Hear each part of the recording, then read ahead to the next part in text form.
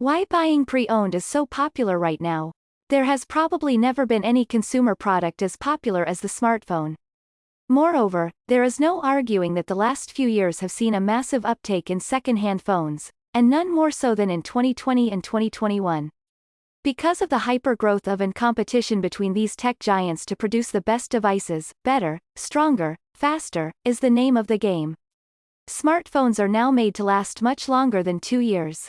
Modern smartphones benefit from the latest cutting-edge technologies and high-quality manufacturing processes with a knock-on effect that extends the lifespan of the device and battery for many more years.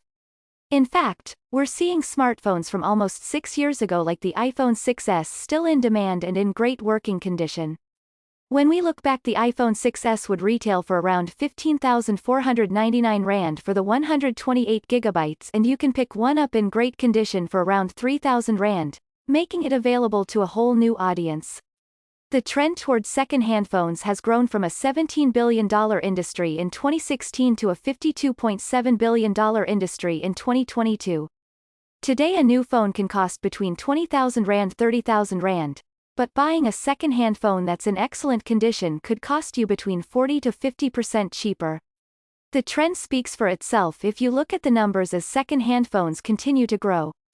Do second-hand phones have good battery life? One of the main concerns when purchasing a used smartphone has also been the battery life.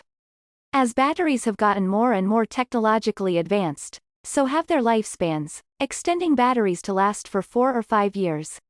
Modern smartphone batteries are smart enough to determine when to slow charge and when to fast charge based on your charging habits. Always charge your phone at night? Your phone will learn and optimize and make sure you have a full battery the next day.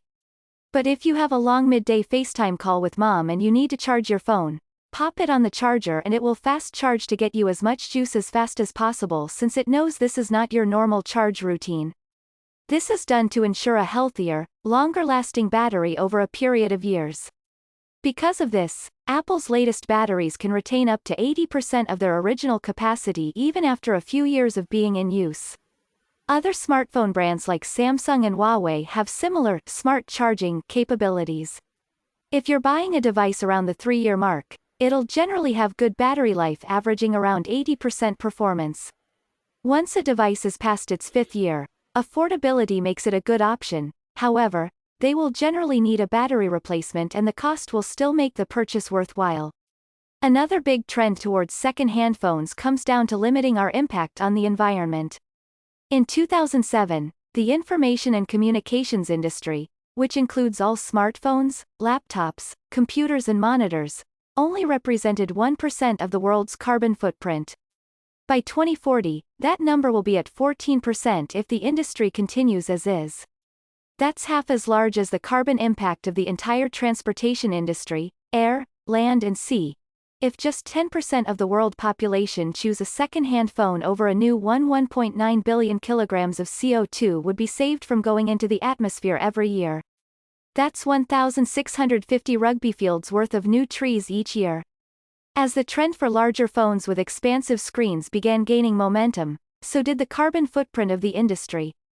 Why? Well, larger screens take more time and material. Apple's iPhone 7 Plus creates about 10% more CO2 than the iPhone 6s, but an iPhone 7 creates roughly 10% less than a 6s. That's because both the 7 Plus and the 6s have bigger screens. Manufacturing a new smartphone, and mining the rare materials inside them, represents 85% of the device's total CO2 emissions. That means buying a new phone emits approximately 60 to 80 kilograms of CO2. Buying a second-hand only emits approximately 10 to 15 kilograms of CO2. Buying a new phone uses between 60 to 80 kilograms of CO2 each year, and buying a second-hand one used approximately 10 to 15 kilograms of CO2. Moreover, 40% of the world's population, that's 3.2 billion people, is responsible for 90% of CO2 emissions. The other 60% are only responsible for 10% of the world's carbon emissions. So, if only an extra 10% of people purchased used phones, it would make a measurable dent in curbing carbon emissions year on year. In fact, if just 10% of the world population choose a second-hand phone over a new one, it means that 1.9 billion kilograms of CO2 would be saved from going into the atmosphere every year. Can't imagine what 1.9 billion kilograms looks like? That's over 132,000 newly planted trees each year. In 5 years' time, a period of which a used smartphone nowadays could easily last for, over 9.5 billion kilograms of CO2 would be saved from the atmosphere. That's 1,650 rugby fields worth of new trees each year.